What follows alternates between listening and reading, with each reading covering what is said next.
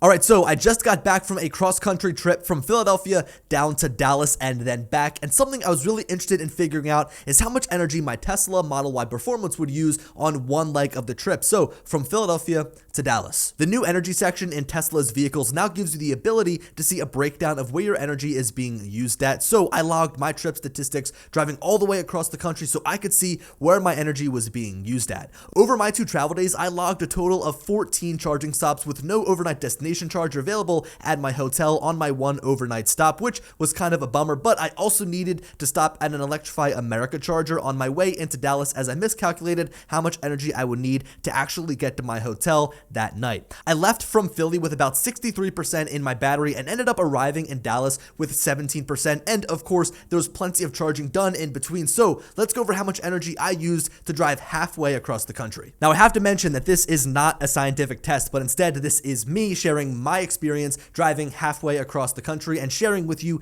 the information that I logged from that new Tesla Energy app, because with the older Tesla Energy app, you couldn't tell specifically where your energy was being used at. So on all of my other trips, I couldn't see specifically how much energy was being used in the different categories, but for this trip, I could. So I figured we'd kind of start out from like a top-down view. I quickly want to run through all the photographs I took of my screen as I pulled in to charge those 14 different times. You'll notice that I was using a lot of the battery in between charges because I wanted to make sure that I pulled in with as little battery as possible. To pull in with like under about 10%, that means that I could charge at the fastest speed possible. I want to quickly stop at this photo here. When I stopped the charge in Crossville, Tennessee, I pulled in with 0% remaining on my battery. I drove for about 2 miles on 0%. It was definitely one of the most stressful things I've done, but I made it, I charged, and all was good. But yeah, regardless, I tried to pull in with as little battery as possible so that I could get as fast of a charging speed as possible and get back on the road. My philosophy for this trip and most trips are to stop frequently,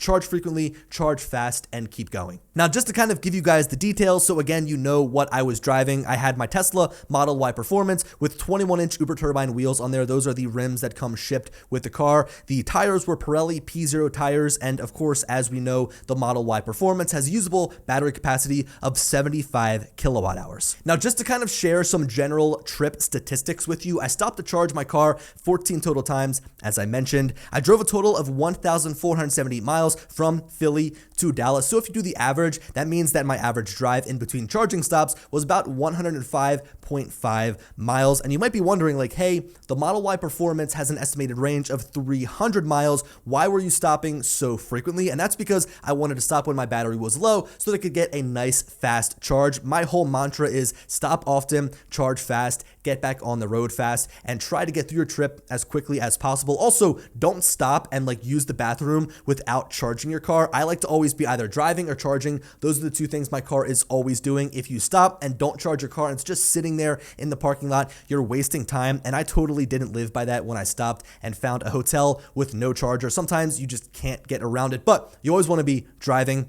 or charging.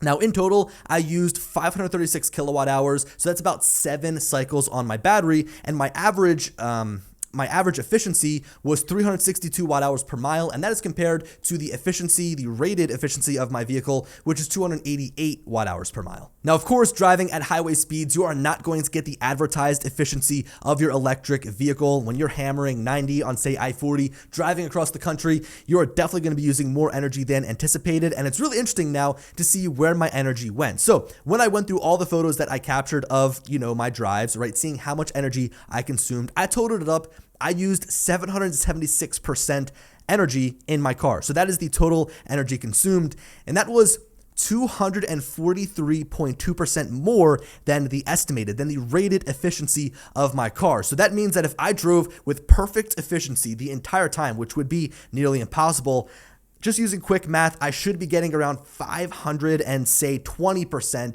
of total energy used, but instead I used 776%. Now, as for the rest of the information that I have to share with you, I'm just going to put it up here on the screen. This again was taken directly from the app in my Tesla, taken from the energy section so that I could see in a percentage how much total energy I used in all these different categories. And it's probably no surprise that most of it was used to actually drive the car. So 719.3%. That was 244.7 more than my car was estimating, 244.7% more than my car was estimating, which is crazy. But I'm actually kind of shocked at how little energy I used on the climate. So gosh, I probably had anywhere between 24 to 30 hours actually in my vehicle when I was driving or sitting there charging. And to see that I only used 17% on the climate is pretty interesting because it is fairly cold out. I was running the heater. I was doing a lot of driving overnight when it was very cold outside. And to see that I was running the heater and I only used that much energy is pretty interesting. In fact, I actually used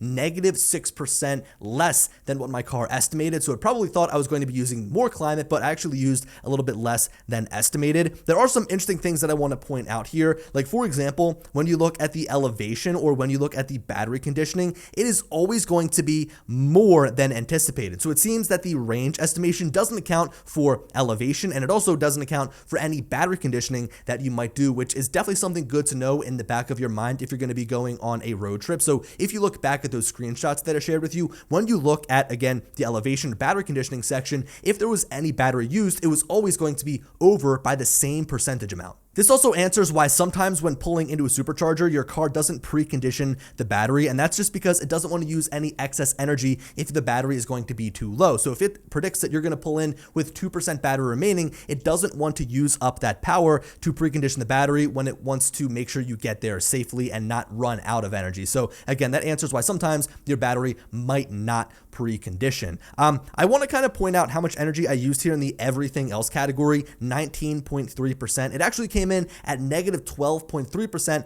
less than estimated, and I was not shy using power on this trip. Like, I was charging 2 phones, I was charging my laptop at sometimes, I was charging drone batteries basically the entire time directly off of those USB-C ports. So I was using a lot of power, and it still came in less than the estimated, which is just something kind of interesting to note. But overall, I think that this information is really cool to see. I mean, to see how much energy I use from driving alone is insane, but it is cool to see that breakdown, especially from trip to trip, to know how much power you're using and maybe where to cut back on energy just in case you need to preserve some to get to that next charger. Anyway, thank you guys for watching. Let me know your thoughts after seeing this information down below. I can't wait to actually go on like a full cross-country trip from Philadelphia to Los Angeles and then track it on the way back and see how much total energy I used. That would be fun.